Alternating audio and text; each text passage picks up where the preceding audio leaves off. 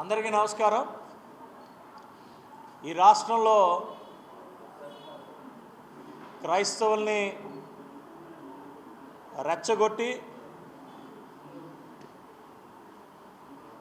మత ఘర్షణలకి ప్రేరేపిస్తూ శాంతి భద్రతల్ని విఘాతం కలిగించడానికి వైఎస్ఆర్సీపీ పార్టీ కుట్ర పన్నుతుంది. దీనికి ప్రజలందరూ కూడా గమనించాల్సిన పరిస్థితి ఉంది. ఇందులో ముఖ్యంగా వాస్తవాలు చెప్పాలంటే దళిత క్రైస్తవులు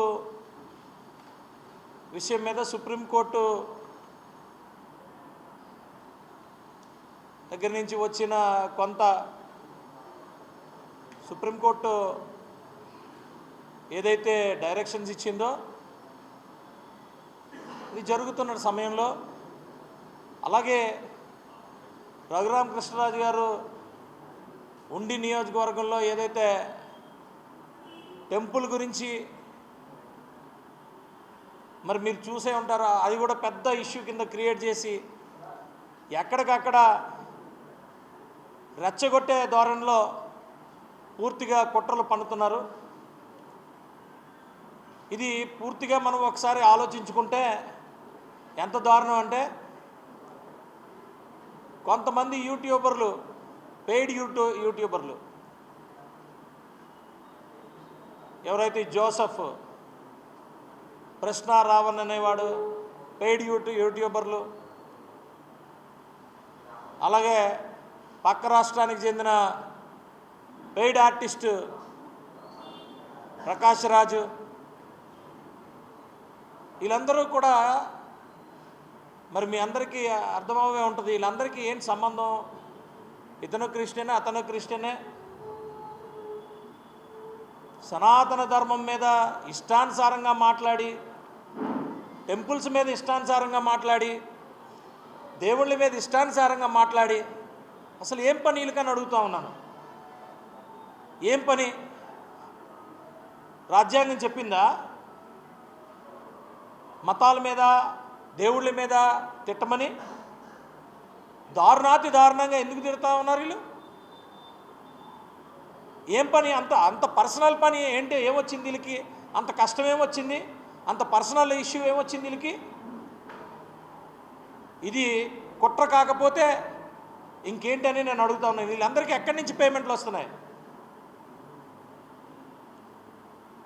ఏలూరులో దళిత క్రిస్టియన్ శంకారావం అని పెట్టి జాడాశ్రవను మీరు ఆ రోజు చూసే ఉంటారు. ప్రముఖంగా ఎవరైతే మాట్లాడారో అందరూ కూడా పవన్ కళ్యాణ్ గారి మీద మాట్లాడటం మొదలుపెట్టారు. దళిత క్రిస్టియన్లని మాట్లాడినప్పుడు వాళ్ళ బాగోగుల గురించి కానీ, వాళ్ళకి ఏమైనా ఉన్న కష్టాల గురించి కానీ, వాళ్ళ గురించి మాట్లాడాలి. కానీ ఊరికే పవన్ కళ్యాణ్ గారి మీద మాట్లాడి, పవన్ కళ్యాణ్ గారి మీద దారుణాతి దారుణంగా మాట్లాడాల్సిన అవసరం ఏమొచ్చిందని అడుగుతున్నా. కేవలం పవన్ కళ్యాణ్ గారు టార్గెట్ మీద పెట్టుకొని చేసిన పరిస్థితులు ఇవన్నీ. దేనికి? ఇది కుట్ర కాకపోతే దేనికి? ఎందుకు పవన్ కళ్యాణ్ గారు అంటే సనాతన ధర్మం కోసం మాట్లాడతారు, దేశం కోసం మాట్లాడతారు, దేశం కోసం పనిచేస్తూ ఉంటారు. ఇతన్ని పూర్తిగా ఎదుర్కోవాలంటే దేనికి?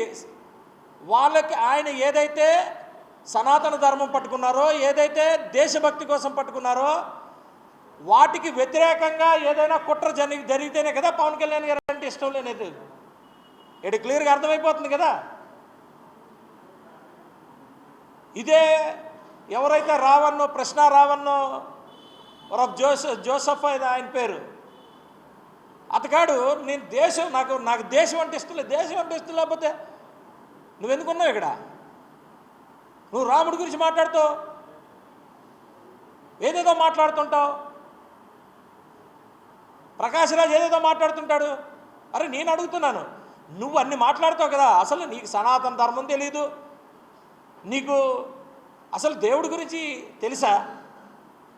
హిందూ దేవుల గురించి కానీ, సనాతన ధర్మాల గురించి కానీ మీరు చదువుకోవాలి, మీరు నేర్చుకోవాలి అని అంటే అందులో సాంప్రదాయాలు ఇవన్నీ తెలుసుకోవాలంటే మీ జీవితం కాదు, కొన్ని తరాలు సరిపోవు. సగం మిడపెట్టి జ్ఞానాలతో ఏటో మాట్లాడి 10 మంది ఎవరో వేసుకొని ముందేసుకొని నవ్వుకొని వాళ్ళని అనవసరంగా వాళ్ళని తప్పుదారి పట్టించి ఏది పడితే అది మాట్లాడడం అంటే ఏమొచ్చింది నీకని అడుగుతున్నా. You're only an artist, paid artist. ఈ